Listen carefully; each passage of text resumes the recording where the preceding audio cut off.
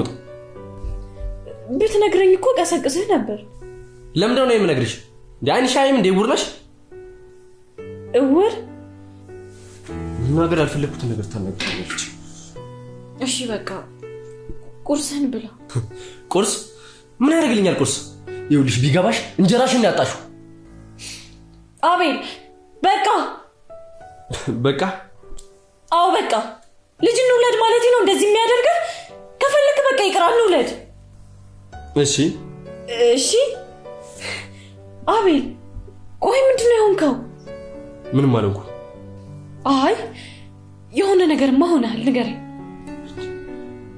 እያለቀሽ ነው እንዴ? አይ አላለቀስኩም፣ ንገረኝ። እያለቀሽ ነው እንጂ ርብቃ።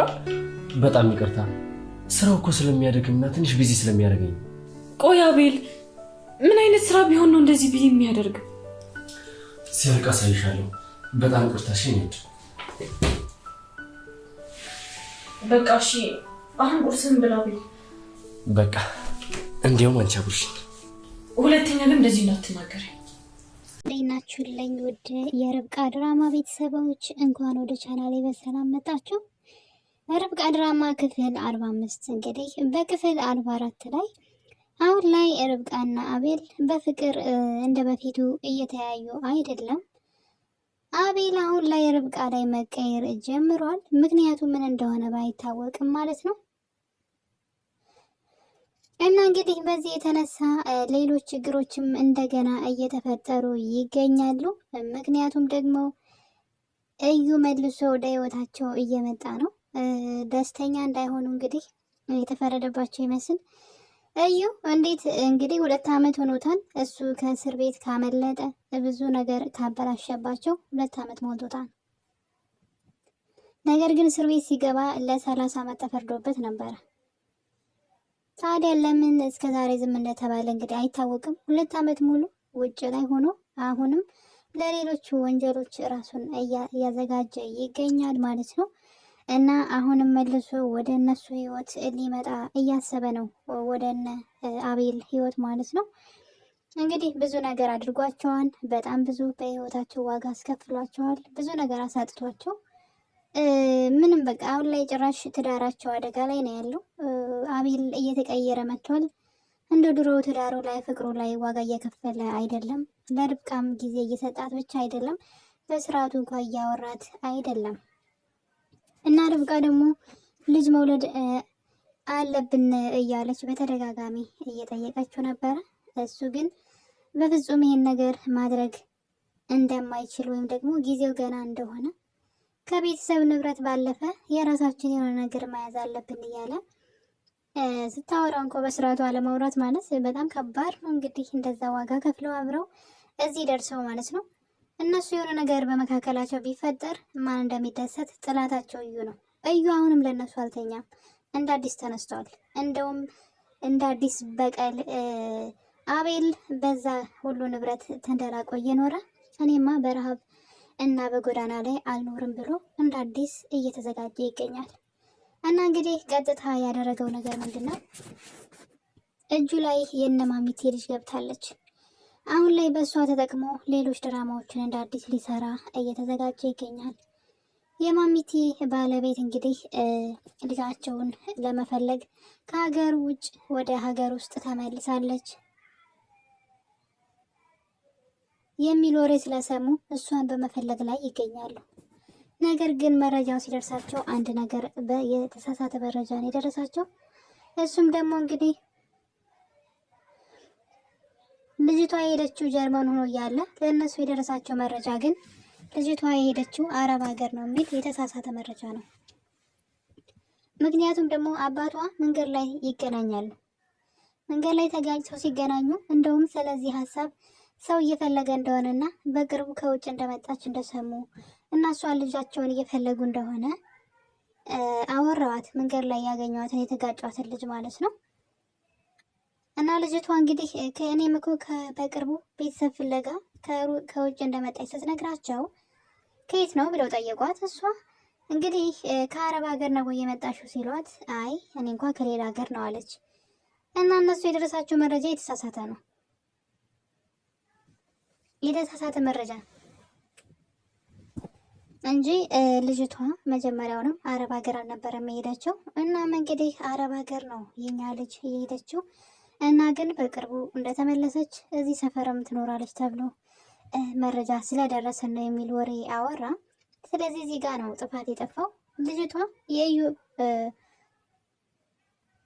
እጅ ውስጥ ገብታለች። አሁን እዩ እንደ አዲስ በቀሉ ሊጀምር ነው። ምክንያቱም ደግሞ እዩ እሷን ይዞ ልጃችሁን እገላለሁ የምፈልገውን ነገር አድርጉ ማለቱ የማይቀር ነው እና በዚህ የተነሳ እንግዲህ እዩ ማሚቴ ጋር ስልክ ይደውልላታል። እናም በማይታወቅ ስልክ 2 ዓመት ምናምን ስለሆነም ድምፁም ተቀይሮባታል። በማይታወቅ ስልክ ነው የደወለላት። ከደወለላት በኋላም የሞት መልአክ ነኝ የእንትን መልአክ ነኝ እያለ እንግዲህ እየለፈለፈ ነበረ። በመጨረሻም እንግዲህ ልጅሽን እኔ ጋር ናት አይነት ነገር ነው ሲናገር የነበረው። እናም ማሚቴ ሰውየው ልታውቀው ነው ያልቻለችው። ነገር ግን ስለዚህ ነገር እዩ ሊያውቅ ይችላል ብለው ሁሉም ፊታቸውን ወደ እዩ አዙረዋል። እዩ ደግሞ በድብቅ እነሱ ጋር እየደወለ የሚፈልገውን ነገር እንዲሰጡት እየጠየቃቸው ነው። ያለዛ ግን ልጅቷን እገላታለሁ እያለ ነው። እስኪ አስቡት እንግዲህ እንዴት ነው እንደዛን ሁሉ ወንጀል የሰራ ሰው ከእስር ቤት ወጥቶ በሰላም የመኖር መብት እንዴት ነው? እንደዚህ ህጉ ይሰራል እንዴ? እንደዚህ እና ትንሽ አስቸጋሪ ነው። እንደዚህ ባይሆንም መልካም ነው። ይሄ ነገር መስተካከል አለበት። እዩ ወደ እስር ቤት መግባት አለበት። አቤልና ርብቃ ደግሞ ርብቃ የተቀየረ ነገር የላትም። አሁንም ትዳሯን አክብራ ለትዳሯ ዋጋ መክፈል የምትፈልግ ሴት ናት። በዛ ላይ ደግሞ ልጅ እንዲኖራቸው አዲስ ህይወት እንዲኖራቸው የምትፈልግ ሰው ናት። ነገር ግን እሱ ተቀይሯል። አስባችሁታል? የሆነ ፍቅሩ ያለቀበት ነው የሚመስለውና እንደገና ያ ሁሉ መከራ አሳልፈው ደስተኛ መሆን ሲገባቸው እንዴት ብሎ ነው ርብቃ ልትሰቃይ የሚገባው? ርብቃ አሁን ላይ እንደ አዲስ ስቃይ ውስጥ ልትገባ ነው። እሱ ፊት እየነሳት ነው።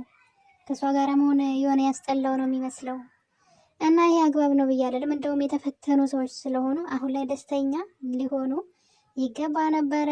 እንደዛ ግን እየሆነ አይደለም። እንግዲህ አሁን ላይ በጣም ለነሱ ከባድ ሆኗል። ርብቃ በጣም እየተከፋች ትገኛለች። በስርዓቱ እንኳን ሊያወራት አይፈልግም እና ይህን ችግር ያመጣው ደግሞ ርብቃ ልጅ እንውለድ ማለቷ ነው። አቤል የቤተሰብ በጣም ብዙ ንብረት አለው። የራሱ ያፈራው ባይኖርም ማለት ነው።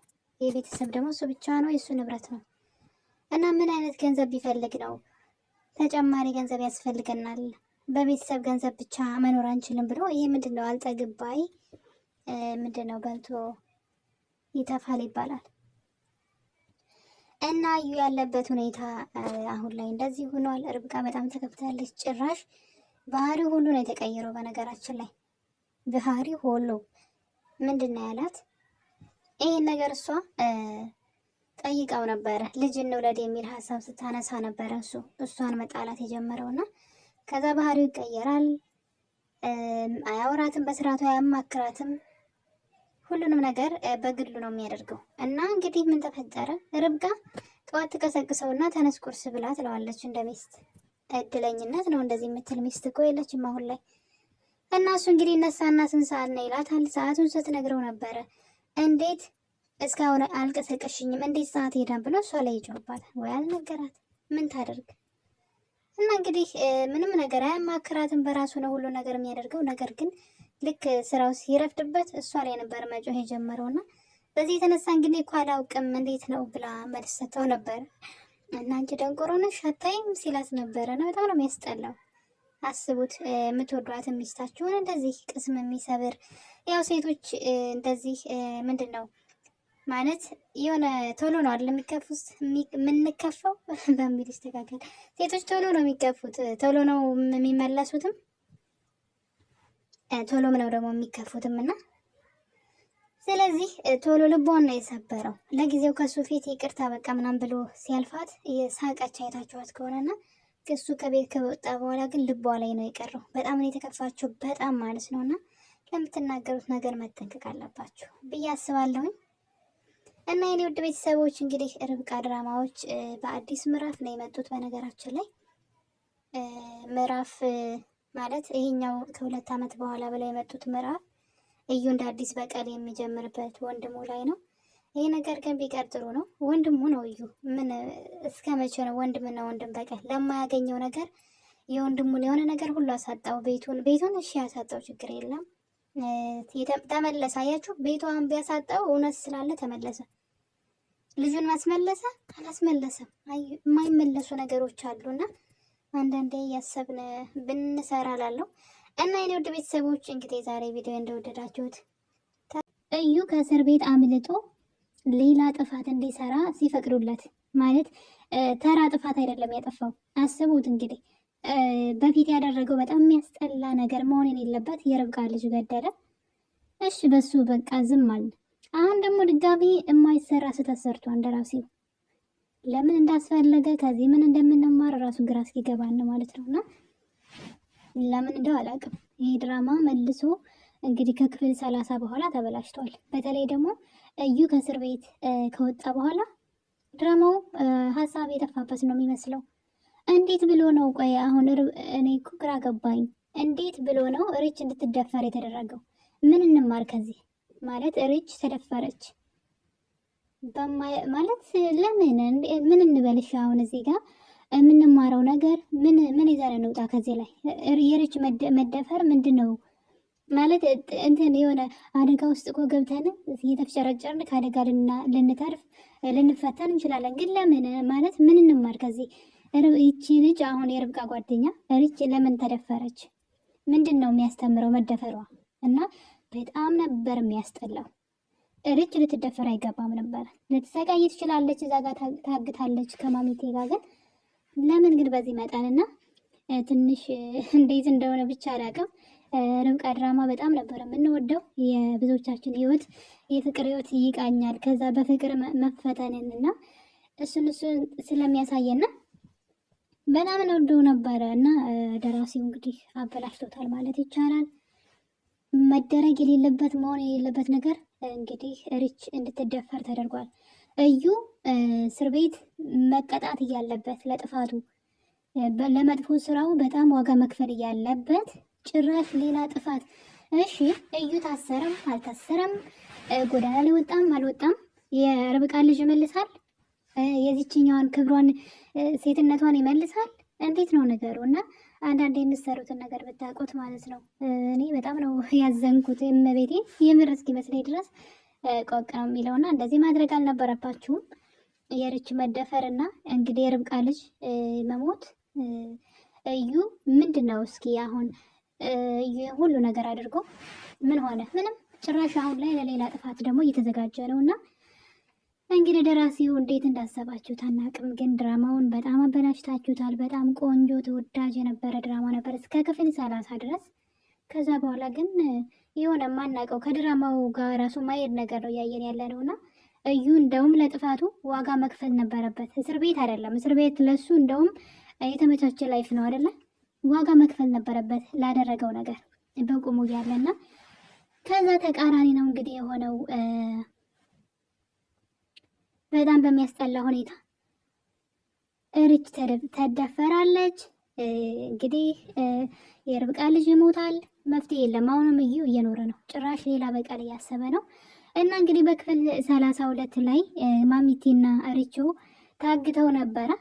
ሪች ደግሞ ከስልኳ ጋራ ካሜራ ገጥማ ነበር ማለት ከቤቱ ካሜራ ጋራ አገናኝተው ስለነበረ የት እንዳለችና ምን እያደረገች እንደሆነ ትታያለችና እንግዲህ እሱን ነገር እንዴት እንዳደረገችው ባናቅም ልጅቷ በነገራችን ላይ በጣም ቆቅና ጎበዝ ልጅ ናት። ምን ማድረግ ምን መስራት እንዳለባት ጠንቅቃ ታውቃለች። ምናልባት ርብቃ ራሱ ቆማ መሄድ የቻለችው በእሷ አግዛ ነው። የጓደኝነት ጥግ ናትና እንግዲህ ከዚህ ነገር ሁሉ በኋላ ሪች ከታገተች በኋላ ከማሚቴ ጋር ግን ማሚቴን እንድትወጣ ከፈቀዱ በኋላ እሷን ግን እንግዲህ በጥበቃ ወይም ደግሞ እንዲያግት በተሰጠው ሰውዬ ትደፈራለች። እንዲደፍራት የሚያዘዘው ማን ነው? እዩ ነው። አቤል መድረሱ ላይ ቀር ለምን ሳትደፈር አደረሰላት?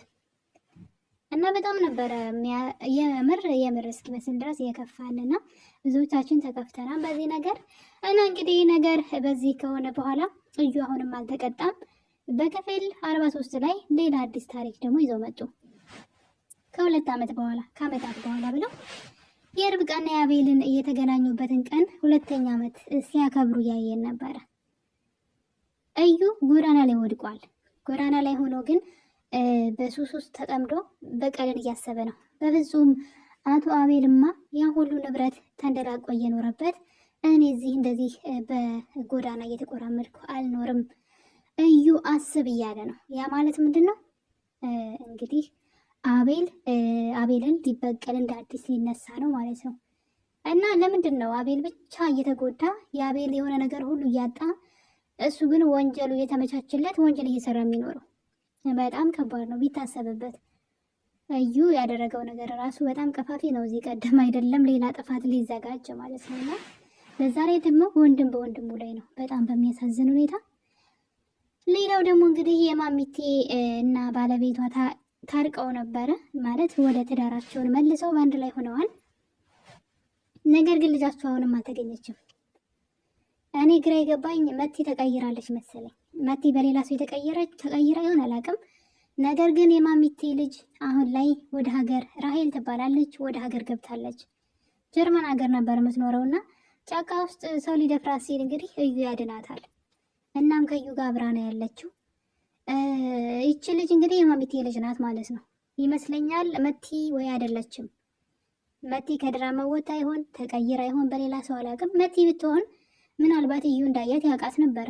ማነሽ ብለው እንደ አዲስ ነው የተዋወቃትና እንግዲህ መቲ ናት እንደ ርብቃ ናት የማሚቴ ልጅ እያልን፣ ልጅቷ ግን ሌላ ሰው ሆና መታለች፣ የማሚቴ ልጅ ማለት ነው። እናም እንደመጣች ደግሞ እዩ እጅ ላይ ገብታለች። እዩ ለዘመናት የማሚቴ ልጅ ሲፈልግ ነበረ። የማሚቴ ልጅ አገኘ ማለት አስገድዶ በግድ ንብረቱን በስሙ እንድታደርግ ሊያደርግ ነው። ማሚቴንም በልጁ አስፈራርቶ በእሷ ስም ያለውን ንብረት ወደ እሱ ስም ማድረግ ይፈልጋል። በፊት መቲ መስላው ብዙ ነገር ጥሮ ነበረ። አሁን ላይ መቲ እንዳልሆነች አውቆ አርፎ ተቀምጦ ነበረ። አሁን ላይ ግን ሌላ ታሪክ ተፈጥሯን ደግሞ ከ2 ዓመት በኋላ ተብሎ እዩ ጎዳና ላይ ባለበት ቅጽበት ነበር እንግዲህ የማሚቴ ልጅ ከውጭ ነው የመጣሁት ብላ እሱ እጅ ጋር የገባቸው። ጓደኝነታቸውንም አጥብቀው ቀጥለውታል። ሌላው ደግሞ የአቤል ሁኔታ ነው። አቤል እንግዲህ ልጃቸውን ካጡ በኋላ 2 ዓመት ሞልቷቸዋን በፍቅር ያብረው እየኖሩ በትዳር። እናም እንግዲህ ርብቃ ልጅ መውለድ ትፈልጋለች። አቤል ግን አይደለም ልጅ መውለድ ሊፈልግ ቀርቶ አሁን ላይ ርብቃ ላይ ራሱ ተቀይሮባታል። የቤተሰብ ንብረት ብቻውን በቂ አይደለም፣ የራሴ ንብረት ማግኘት መያዝ አለብኝ፣ ስለዚህ አሁን ልጅ አንወልድም እያለ ጭራሽ ርብቃን መናቅና እሷንም ማውራት ትቷል። ስለዚህ ከዚህ በኋላ የሚሆነው ርብቃና አቤል ደስታ አይኖራቸውም ማለት ነው። 2 ዓመት ሙሉ ልጅ ሳይወልዱ ቆዩ። እንግዲህ አስቡት ምን አይነት ቀልድ እንደው ማለት ነው። እሷ አልበቃቸው ብሎ አሁን ላይ አቤል ርብቃ ላይ መቀየር ጀምሯል። ምን ሊያሳዩን ይሆን ደግሞ በቀጣይ? አቤል አሁን ላይ በጣም ተቀይሯል። የድሮ አቤል አይደለም። ያለ ርብቃ የሚንሰፈሰፍላት ሰው አይደለም። ለምን እንደው አላውቅም። እናንተ ፍቅር ያልቃል እንዴ?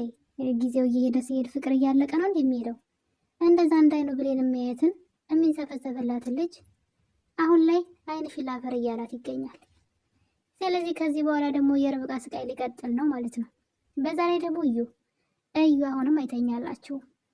በፍጹም እኔ እንደዚህ በመከራ ውስጥ በጎዳና እየኖርኩኝ አቤል እዛ ንብረት ላይ ተንደላቆ አይኖርም፣ በቤተሰቡ ንብረት ላይ። ስለዚህ የሆነ ነገር ማድረግ አለብኝ እያለ እዩ ሌላኛውን በቀሉን እያሰበ ይገኛል።